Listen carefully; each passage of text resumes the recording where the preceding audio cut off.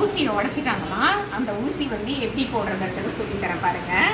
இந்த screw driver எடுத்து இதோ இந்த இது இருக்குது பார்த்தீங்களா, ஸ்க்ரூவை வந்து இது பாருங்கள். நான் வந்து இதிலேயே திருப்பிடுவேன். நீங்கள் ஸ்க்ரூ ட்ரைவர் எடுத்துக்கோங்க, இல்லைனா கட்டிங் பிளேயர் எடுத்துக்கோங்க. அவ்வளோதான், ஒரே ஒரு திருப்புங்கடா, அப்போ ஊசி வந்துடும்.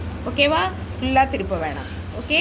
அப்புறமா இப்போது உடஞ்சி போன ஊசியை எடுத்தாச்சு. இப்போ புது ஊசி போட போகிறோம். இந்த ஊசியில் ஒரு பக்கம் சப்பையாக இருக்கும், ஒரு பக்கம் குண்டாக இருக்கும்.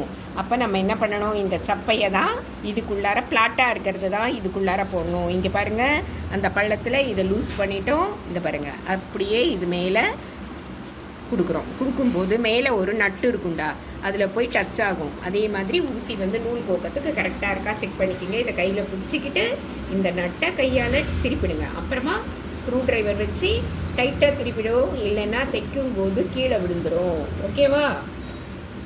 சரியா? டைட்டாக திருப்பிட்டு அதுக்கப்புறமா நீங்கள் ரஃப் கிளாத்தில் தைச்சி பார்த்துட்டு தைக்கணும். நீங்கள் வந்து அந்த ரவுண்டை வந்து உள்ளே போட்டிங்கன்னா நூல் கட்டாகும், தையல் வந்து விழவே விழாது.